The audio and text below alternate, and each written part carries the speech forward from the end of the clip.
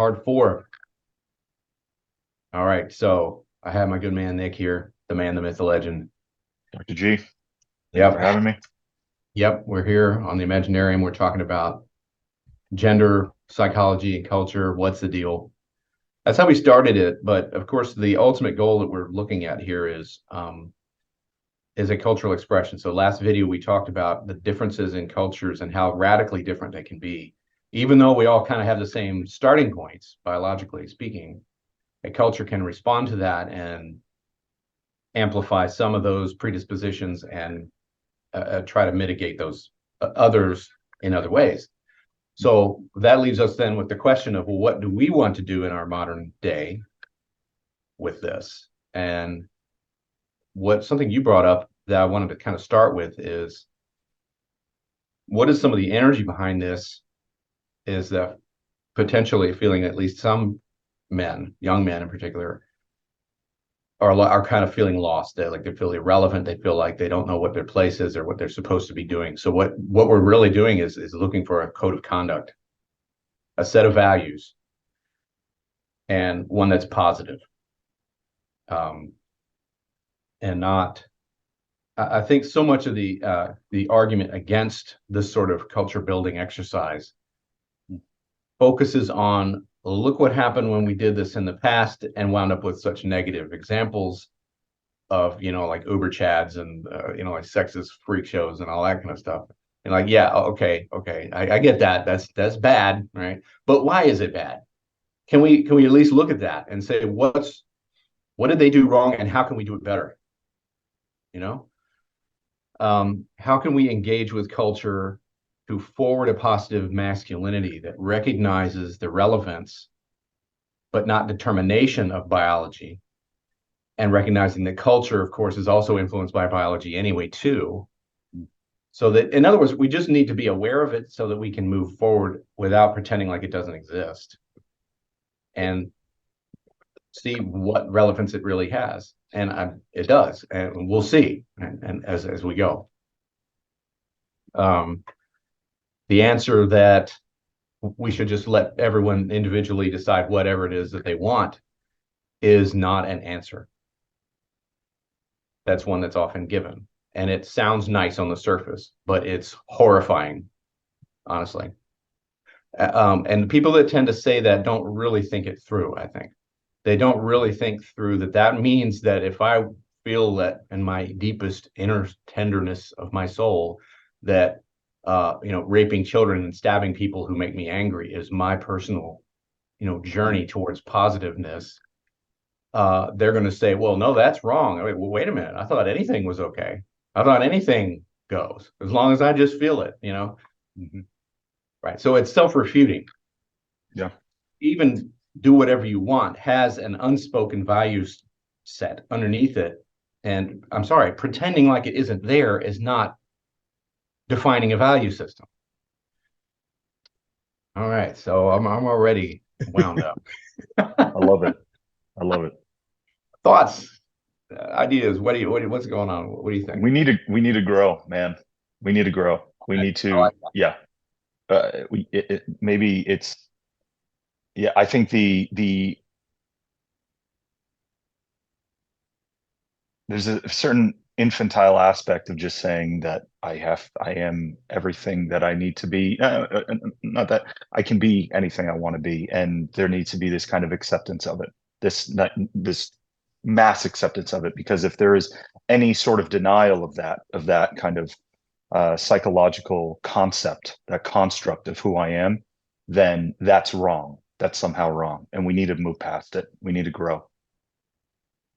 Yeah. Looking at this through the Jungian lens, of course, Jung was brought this into psychology early on, and of course, it's caused nothing but controversy since. Within and without, outside, inside and outside of Jungiana, if you will, um, saying that with the animus and the anima, right, that a man will have a feminine side to his personality, and a woman has a masculine side to her personality. But then, of course, there's all the debate about, well, what does masculine mean? What does feminine mean? Blah, blah, blah, blah. Okay, fine. But I think if you get past that kind of knee-jerk reaction and say, all right, if we do figure out those things, is he still right? Is it still correct to say that we each have one side and another kind of in varying levels of potentiality within us? And what does that mean for our development? Is there kind of a dipole that we have?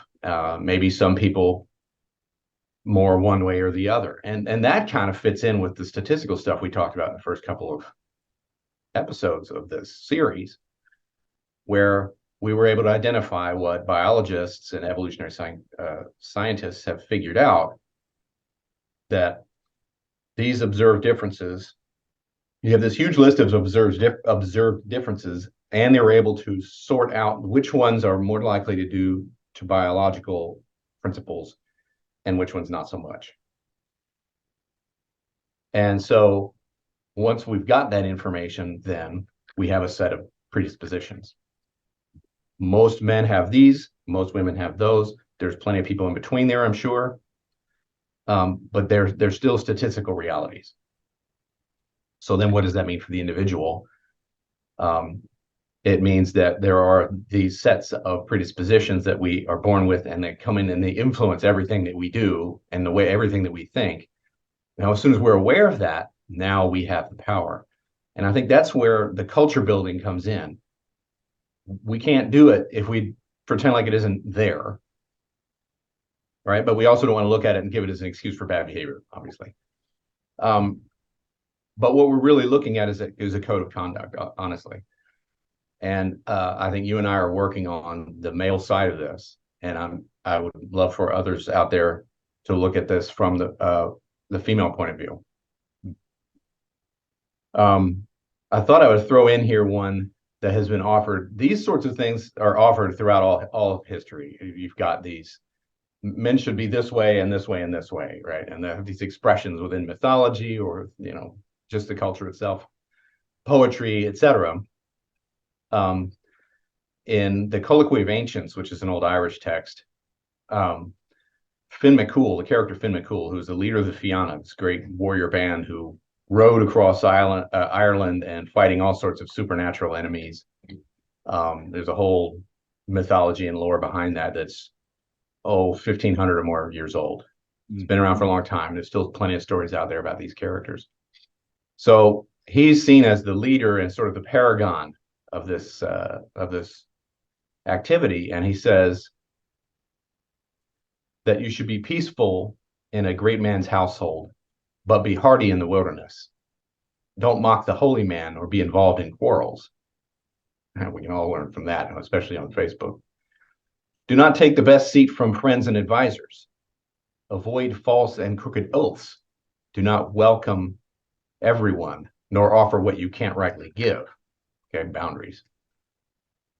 For grand words are shameful if nothing results. And so curb your tongue, right? Unless you can, if you can promise something. I like that. Keep from constant gossip and lies, and from impetuous speech. Though you be generous, deride none in public. Be a listener in the forest, a watcher in the plain, for you don't know if your enemies lie in wait for you. So this is kind of the one of many sorts of statements like this, wisdom passed down to, and I think much of this was probably aimed at young men.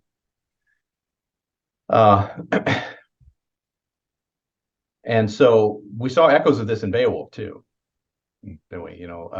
The poet, he didn't come right out and say this kind of stuff so much, but he did use Beowulf as an exemplar and say, particularly at the end, where he says he's the kindest and most courteous.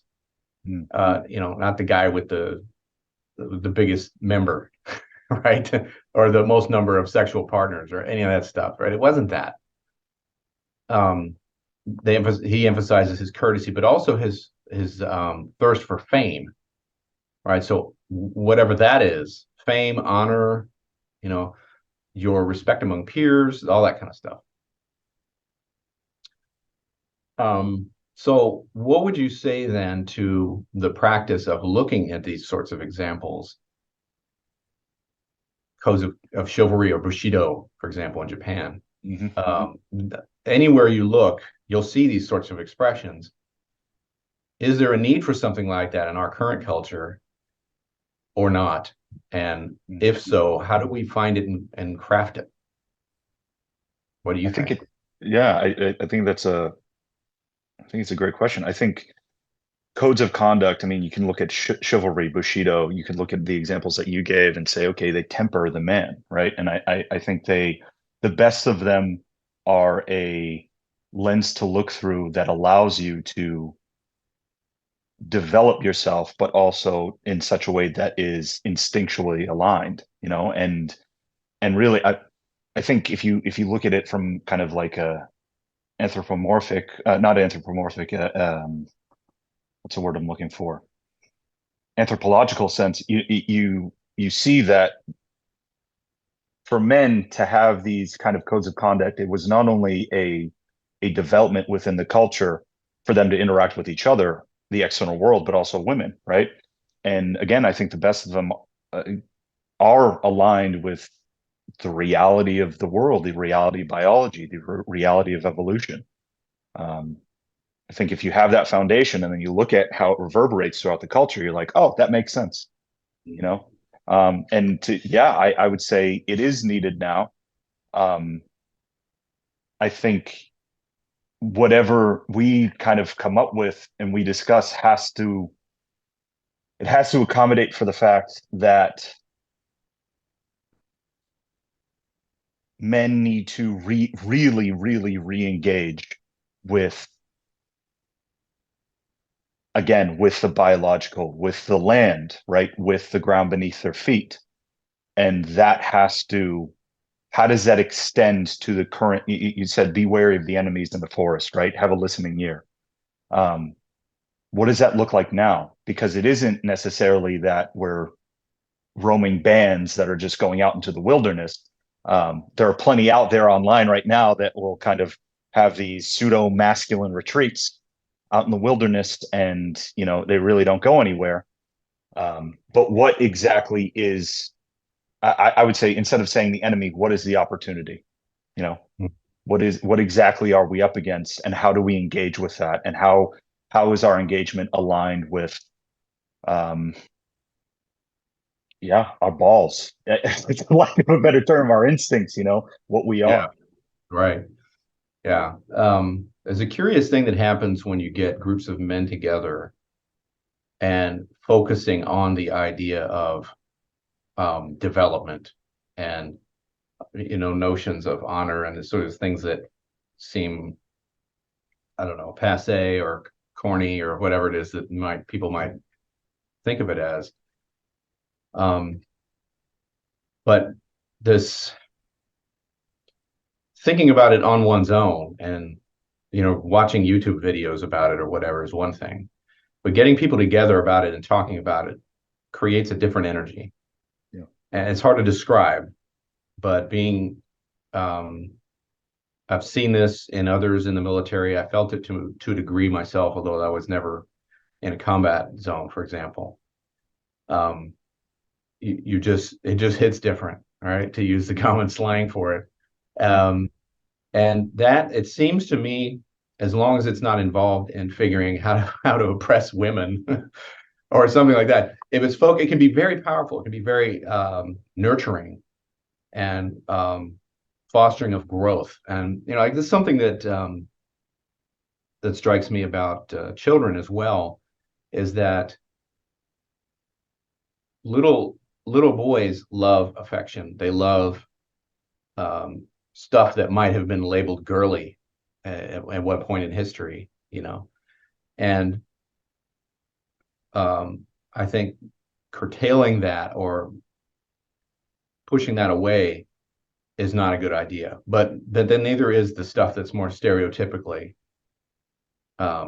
boyish, action driven, all that kind of thing. Right. It's just kind of a sidebar, but what I'm seeing and hearing, and I think you've got a better view of this than I do, is that there seems to be a whole lot of this kind of stuff on the internet, a whole lot of discussion about this. And there's extreme voices, of course, but there's also voices that aren't quite so extreme. But what really strikes me about this is how much energy there is behind it. how much thirst and hunger there is for this. Would you agree with that? Yeah. Yeah. Okay. Yeah. I don't know if I'm just perceiving that. I mean, the internet's not real. Yeah. So. Well, it's the polarization of it, you know, like at one point I was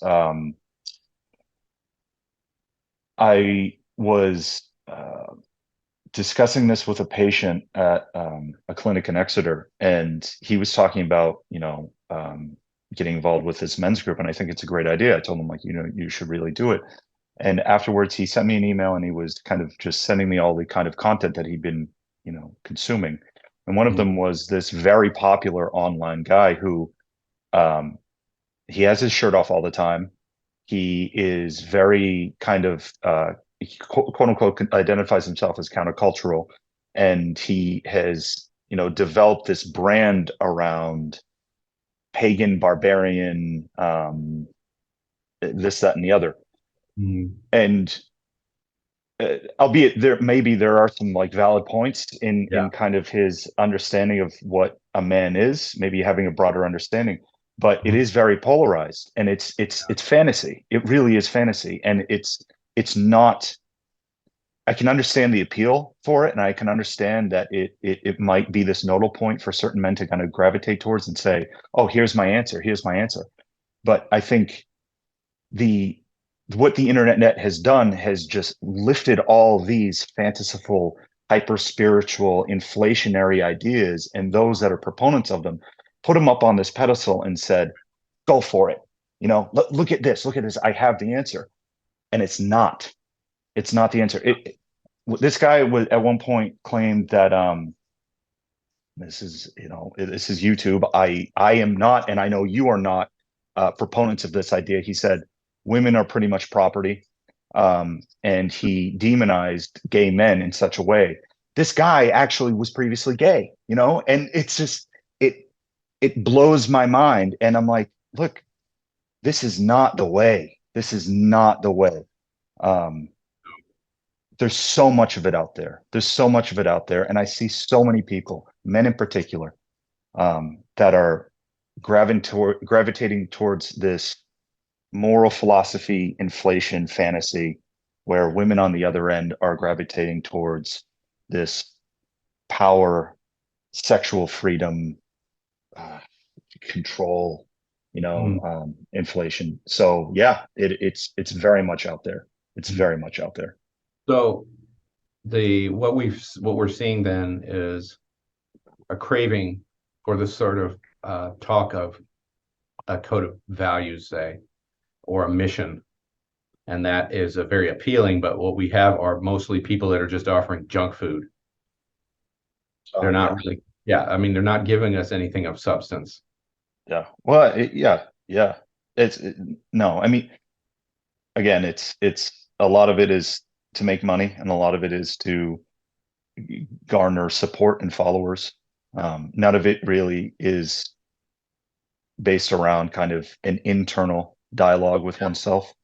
That It's guy, I all don't know what you're external. talking about, but I've heard of guys like that. And instead of asatru, they call it brosatru, right? And like I don't like sacrificing a pig in the woods and having a fire and painting your body. Like, don't get me wrong, I am not judging anybody who has any type of spiritual practice. Like, by all means, do what you feel you need to do, to a degree.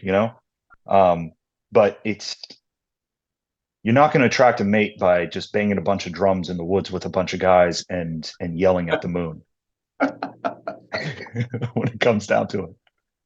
And I've been there. I know, like, and this is I know, like, from personal experience, how intoxicating that can be, because I've Oh been yeah, there. absolutely. Well, that's why they did it. Like the ancients did it because it can be intoxicating. It can be very, very powerful. If you live in a warrior raiding culture where there's lots of killing, it's useful to be able to whip yourself into a battle frenzy, right? Or you can use the ritual for other things, rites of passage and so forth. And that's all great. But what is the goal, right? Toward what end are we using this stuff? That's the real question. And if you've got guys on there that are mainly just selling a brand for monetary gain, which is what it sounds like they're doing, then that's not what this should be about. It's just more hyper capitalist, craziness. And that has nothing to do with the value system. Then you've got guys now I'm aware of, but I haven't really dived into Jordan Peterson's material. But he apparently draws a crowd like this to himself as well. I I'm not sure if he's sincere about it or not. He seems like he is, but um, but he's another one of these internet guys that people are drawn to him because of this sense that he's telling it like it is, like he's saying, men should be A, B, and C, and it's okay to be masculine and all that kind of thing. And there's certainly a need for saying it's okay to be male. There's certainly that. The fact that that needs to be said at all by anybody is kind of weird, pretty bizarre. Mm-hmm. But then, okay, but then what? That's the real question. Yeah. And I don't know a whole lot about him other than he's very popular. Well, yeah, well, yeah, it's. I'm pretty sure he's never said women should be property, though. No, I mean, yeah, granted, he's never said that. Yeah, more, yeah. That I honestly, I think it's the I think whatever needs to come forward has to be naturalistically aligned with just the psyche and what it is. And there at no point in time should there be these kind of absolute statements about a polarized approach, dualistic approach to the person, or such an absolute statement about suffering and what life is. I'm completely content, and I know we've excuse me, I know we've talked about it in terms of, my approach to life might not necessarily be the same to yours or somebody else's, but having respect for that and understanding that there is certain deterministic parts of the world, right? There are certain lines that aren't that fuzzy, but there are certain lines that are fuzzy. And I have respect with whoever wants to live a certain way, that's fine, right? I'm in no place to judge, but I expect that in return, right? And I think that needs to be a core essential part of whatever we develop and whatever we discuss in terms of the code of conduct for men. And I think that's a problem with a lot of the online stuff. It is a lack of acceptance for different lifestyles, a lack of acceptance for a broader, more democratic understanding. Right. So then that's an important distinction that I think you raise. It's extremely important. As we build what we feel it to be an important set of values to strive for, that does not mean anything outside that. It doesn't mean that however it is that you're doing it, I deem as wrong, because it's irrelevant. It's saying, this is what I think is the list of positive virtues to strive towards. Come and join me if this resonates with you. See if it works for you. If it doesn't, okay. Yeah. I'm not claiming that I have the final answer on this. And that's a whole lot different from, I hate this kind of people and these people suck. And what is that? That's creating boundaries. And I think that's why they do it, but it's creating boundaries in the way that a toddler does. All or nothing, right? Just say no just because. And there's a lot of that energy, it sounds like to me, online with these guys that are claiming to be disruptors and countercultural and all of that kind of stuff. Oh, the rebels. Yeah. And it just makes me want to roll my eyes when I hear that. Yeah. Well, have they actually tested it? Yeah. Have they tested this? Or is it just an idea? Is it just a theory? It's just an idea that gets people inflamed and riled up. Right. Like go out. Be in tune with this kind of this idea that everything is shit, and when it all goes to shit, you're going to have kind of your way with the world. All right, go for it. See where that gets you. See how generative that is. Right. It's bullshit. You're getting me riled up now. I don't have any time for that sort of auto-filleting oneself crap. I don't need it. So then what do I want to try to advocate for? For one is a code of conduct I think needs to have 6 principles. And the first one is we need to have it be recognizing the biological predispositions that exist rather than pretend they don't exist. And you'll see how that plays out as we go. The second one is that just as we're looking at those particular predispositions, realize also that we all have a predisposition to create harmony and I think equanimity. I think even a person who's being an idiot, you can argue and say, look, this is not fair, and they will go along with you and argue that it is fair. But the fairness being a virtue isn't argued. You see what I mean? Mhm. Right. So there are certain commonalities that we refer to. We may disagree about what is and what is not fair, but nobody comes out and says, who cares about fair? Right. Except extremists. I think we can safely dismiss those guys. Third one is I think we need a value system that emphasizes healthy male boundaries that don't impinge on that do two things. One, don't impinge on other people's boundaries, females and people that are within the spectrum, nor result in self-attack. Meaning, like I've seen people online sometimes that, like Michael Moore, I think one time broke down because he felt like males were the cause of all the problems in the world. And being a man, he felt immense guilt about that. And I don't think that's the answer. Self-attack and beating oneself and, oh, I'm male, I'm bad, and blah, blah, blah. That is wrong. Because are you going to tell that to a 2-year-old boy? I think not. And not in my presence, you won't. Yeah. Right? Don't try to say that to my grandson, okay? You'll get clobbered. And I'm not ashamed to say that. You shouldn't be. I want him to grow up with positive values, right? Yeah. And that's part of it. I think, and on that line, number 4 is male mentoring, the importance of male mentoring, positive mentoring. I think that's needed. And you can just look at all of those studies that we have on of fatherlessness and how that impacts children. Now, I don't think that we need to necessarily focus and say the biological father is the linchpin for all of this, because there's plenty of examples culturally where a positive male role model was strong and able to do the job.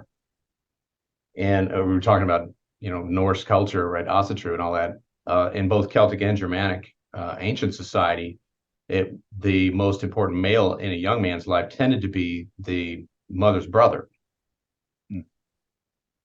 And that was because of the matrilocal nature of their society. But the point is that there's somebody there who can fill that role. All right. So that's young. All right. So that brings us back to Jung, the archetype, right? Where we've got that, what Anthony Stevens called the father hunger.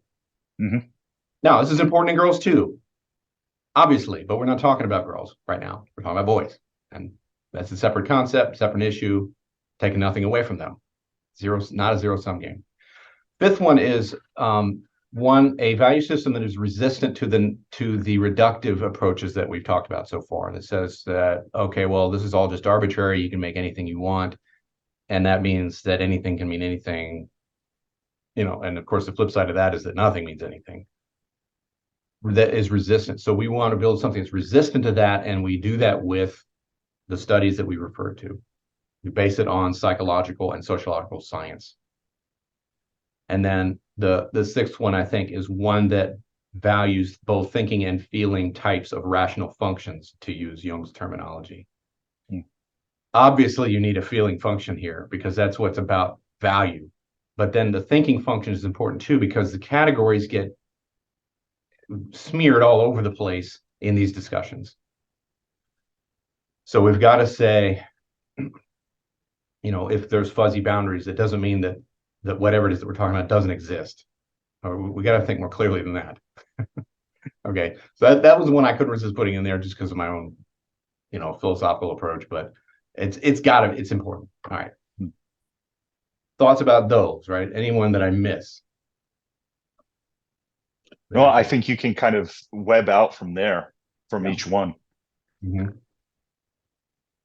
So what I would propose then would be a set of virtues that involve the following. Okay, so I've got 4 ones that I want to throw out there for the interweb. and our three fans. The first is emphasizing taking responsibility for one's actions and one's choices. Okay, I would categorize this as a courage-based value or virtue. And let me explain more what I mean by that. And this is something that comes out from therapy. A big part of therapy is helping people to recognize that everything they do and don't do impacts the rest of their life. So if you're in, say, an unhappy relationship, you can sit and complain about that. You can sit and say, I'm stuck with this person, et cetera, et cetera, et cetera. But as a therapist, I will see that and I'll go, but you're deciding to stay with them every single day. Oh no, I can't leave them. Is the door broken? Can you not operate doorknobs? How does that work? Right? I don't say it like that because that's insensitive to the predicament, right? But that's essentially the idea, which is, yes, you can leave, but you're choosing not to. Maybe there's a reason for that we should explore, an aspect of yourself you're not attending to, but you're making the decision.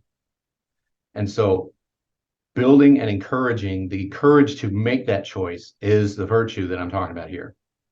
Now, you can say, well, that applies to everyone. What does it have to do with just men? The male dimension to this is how this particular virtue applies to us as men in the realm of romantic relations and sexual relations. Okay.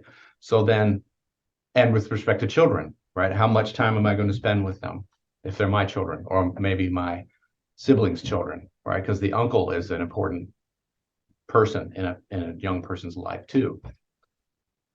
How does that apply in this instance? How do those predispositions that we talked about feed into this and make it more difficult for me or less difficult for me on one aspect or another, however that applies?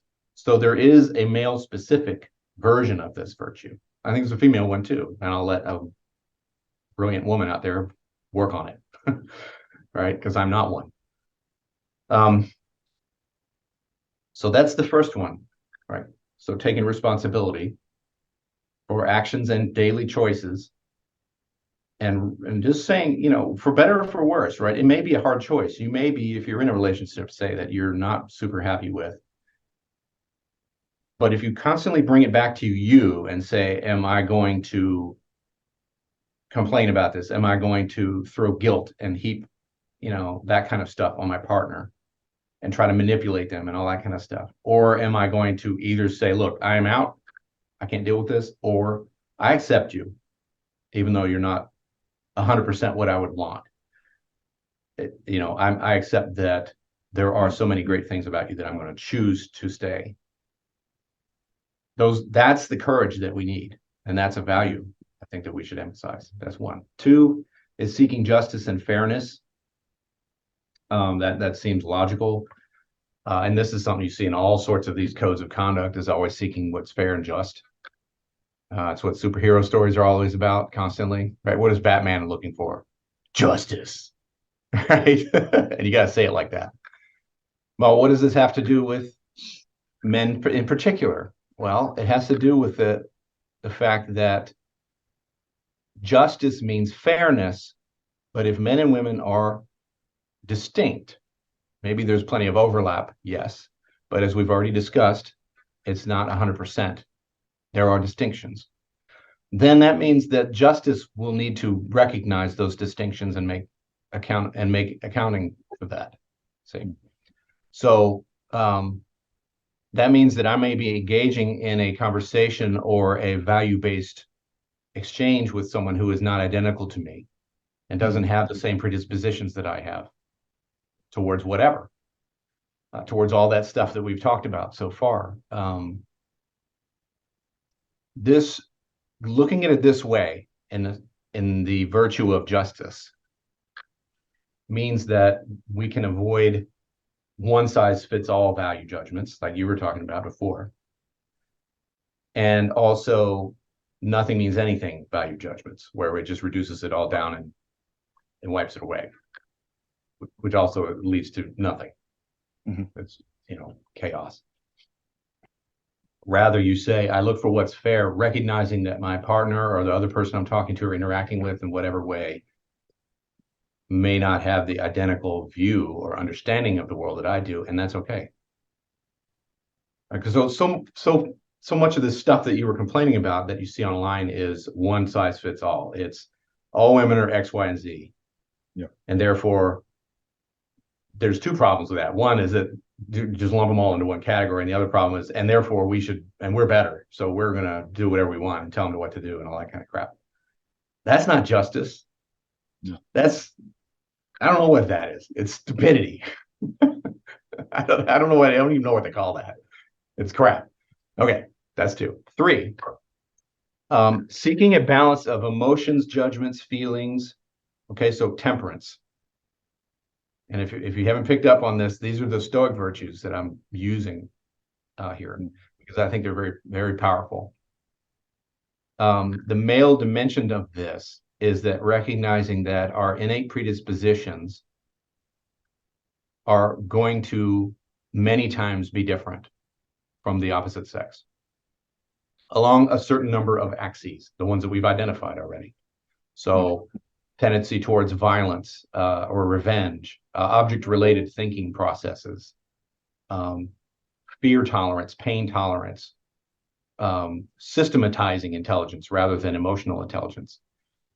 If I'm engaging in an exchange with someone, or I'm trying to manage my own emotions, if I'm not aware of these differences, then I can't do this from a properly, gender-oriented and realistic point of view.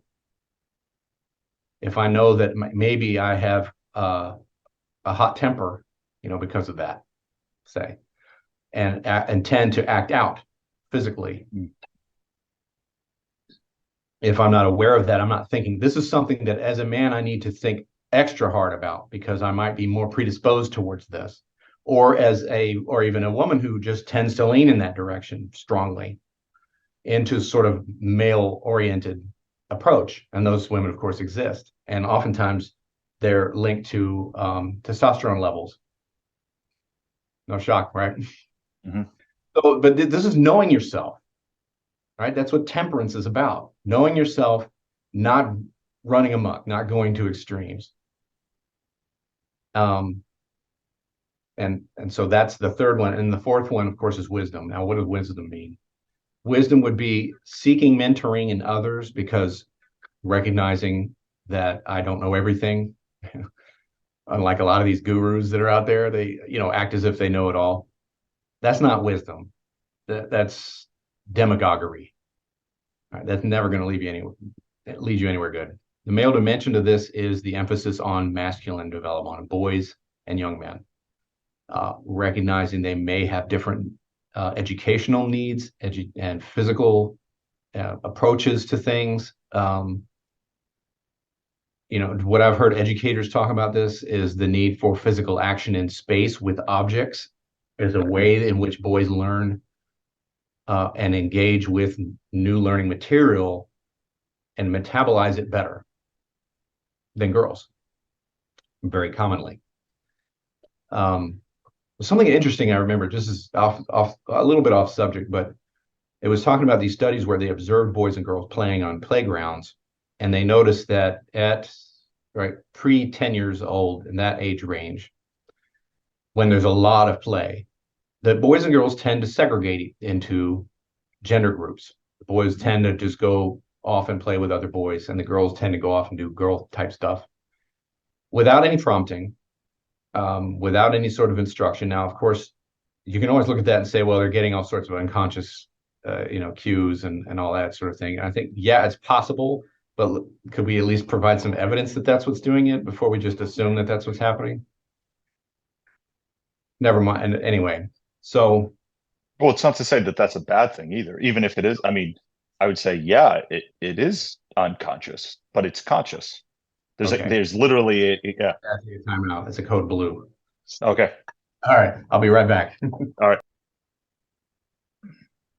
So let's see. Where was I? Wisdom seeking.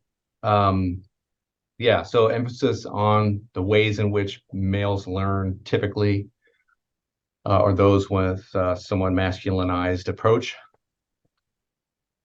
Now, both both physical action in space or objects is a vivid way of learning. So is also intense interpersonal interaction, sharing of feelings. Both are valid, both are needed. It's probably why they, evolved the way they did. And so that's why we can develop the virtue of wisdom with a masculine focus with those things in mind. So there it is. That's what I'm thinking we can start with. And maybe we'll attract some people to those ideas and say, how can we translate these principles into concrete action? Now, I do this with patients frequently. I don't go through this literally with them, but I mean, the principles play out all the time. And they play out because they tend to lead people to a place of ego strength, and positivity, and able to handle intense negativity, because that's both sides of this. I'm not saying let's just all talk about peace and light and la la land. That's not about that. We got to be tough and strong and resilient, but not in a sort of brutal way, but rather in a nurturing way. But what do you think? No, that was great. I think as you were talking, it reminded me a lot of some of the better aspects of certain schools of thought when it comes to therapy, and how you go about emboldening strength and a kind of a not rewiring of the brain, a more rewiring of life action and action in life. Well, that does rewire the brain. Yeah, right. Exactly. Yeah. Well, but yeah, no, I like that a lot.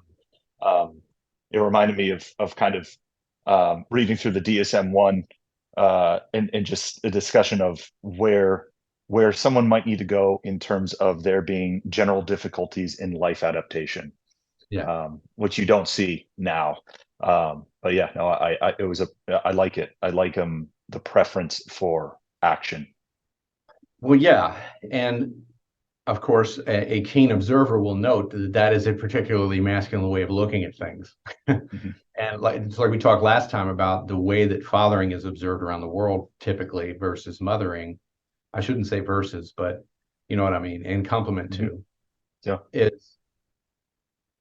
Is observed here in the therapy style and approach, and saying, yes, developing a sense of self-worth and value and listening and interpersonal communication, all that stuff is very valuable.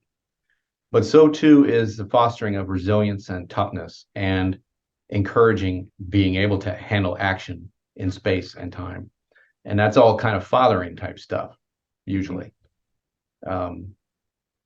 You can do it, but then let's also look at what's right and what's wrong. What are the social values? The wider social domain tends to be the discipline and the rules and all that stuff from the fathers around the world. So, I mean, that's kind of what all this stuff really is. And that just says something more about me, maybe, than otherwise. But there it is. And I still think it's very valuable. And it may be something we need to talk about a little bit more in the psychology world as a result. I agree. I think I think you have a wealth of engagement with your own paternal instincts and how that transfers over to nurturing the self-concept of other men and younger men. And I think that's what's needed, not only me as one of your students and somebody who looks up to you as a mentor, but anybody watching this for that matter. It's emboldening a preference for action, but not necessarily in a kind of indulgent way, externally or internally, but one that comes from a place of humility and your own personal myth, right? There's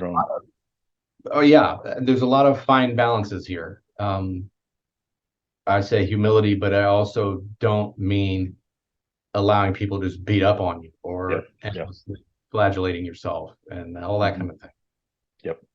And, I say fostering ego strength, but not insensitivity. That's a different thing. Fostering insensitivity is not the goal. And being sensitive to others doesn't mean opening up the boundaries that need to be there, the healthy boundaries. So it's a fine-tuning act here. That's why it's not easy, but it's worth it. It's worth it for your own sense of peace of mind, your own internal balance, but also your ability to adjust. These guys that are running around with no shirts on saying women are their property, I mean, I don't really see them being tremendously well adjusted to society. And they know this, which is why they say stuff like, well, society's going to fall, and then I'm going to be able to run around and beat my chest and all that kind of stuff. The pure fantasy. Yeah. Well, I think they're not well adjusted, but I think they're not in tune with their instincts, right? They're okay. So anyway, you were saying. Yeah, no, what was I saying? No, yeah, I mean, they're not. As somebody who's followed others in the past, and that kind of transference being indicative of a lack of engagement with myself and my own 2 feet on the ground, and differentiating myself and understanding who I was, or at the very least, beginning the journey of trying to attempt to understand who I was, because I feel like that's a lifelong process. I don't, anybody watching this that follows anyone online, whatever it is, even if it's you or me, whatever it is, I think the healthiest people, the most well-adapted people out there, are the ones that can kind of, one, differentiate themselves from the rest of the world in the collective consciousness and all these kind of collective ideas, while simultaneously accepting that, there are going to be differing ideas out there. And when inevitably, when you do get in touch with yourself, you get in touch with your instincts, there is a certain calmness that comes over you, and you're like, yeah, so be it, whatever it is. But if that kind of power complex, that aggressiveness is present, there definitely is something wrong. There's definitely something. Yeah, exactly. Yeah. It's intemperate, and that's against one of the virtues that I was, adapting here from. I like them, man. I like them. I think they really, they're so generative, they're so helpful, and they help you exist in the real world. You don't need to pacify yourself with ego fantasies and power fantasies and all this Adlerian stuff. You don't need to pacify yourself with that. You can engage with the world as it is, and be strong, and move forward, and bring others up, and strengthen others. I think that's kind of the essence of this. Yeah, is that, and it's a daily activity that you are going to have to choose to engage in. Yeah. If you don't, it runs away from you. It requires constant work, and that's okay. And because I think to a degree there's an appetite for that. There must be. I think young men and older men and men of all ages want to continue to work on themselves and make themselves better. And if they don't, what are they doing? Right? What is it all for? Why why don't they? If they're just out for personal gratification, or dominating other people, that's bad. That's bad. Well, it also neglects to see the bigger picture, which is the future. And as someone who is, again, I can speak for myself as a younger man, but I'm sure I know this to be true in yourself as well, is that when we decide to kind of engage with or again, at least I can speak for myself here, deciding to engage with what the kind of culture is offering right now and being unconscious of how it affects you, I really do think it influences the potential for there being a generative future that is beyond me, and that is beyond you, and that is beyond everybody, right? And when you decide not to act in the here and now and become conscious and become more attuned to who you are, you might be neglecting beautiful things to come, right? Yeah. I mean, I would say it's common to say you're only hurting yourself, but you're not. You're hurting yourself and other people. And why would you want to do that? Right. So one of the deeper principles that is within the four virtues amongst the ancient Stoics was living within your nature. And part of human nature is to be a social animal and to progress society forward. However, that's accomplished. And these guys that are pretending like they're outside of society somehow, it's just pure fantasy. They're not. Sorry. Yeah. Or implementing old, authoritative, Yeah. outdated ideas and belief systems that are just going to further separate people from actually relating to each other in a life affirming way, you know? Yeah. There's a website that I came across the other day called Bible Gender Roles or biblicalgenderroles.com. I swear, I think the guy must be trolling because the stuff he posts is so outrageously ridiculous. Yeah. And yet he says it with a deadpan delivery. And he has all these Bible quotes that supposedly back up his position of, women are subservient and men should just be allowed to do whatever they want and women are supposed to just take it. And I'm like, come on, you can't possibly be serious. And, maybe he is, maybe he's just that bad of a person, but that kind of stuff is out there. I mean, that's either like next level trolling, right? Or he's just a horrible person. I'm not sure which is worse. But I mean, it's so bad that that's the kind of stuff you find. Yeah. And here we are, we're a small voice, but maybe it'll catch on and we can gather some other thinkers to add to this, not to challenge me or you and duke it out that way or whatever it is. It's more of let's build this together. Yeah, I agree. All right, let's end it on that. That's a good place All to right. stop. All right. Thank you, Dr. G, as always. All right, gang. See you later.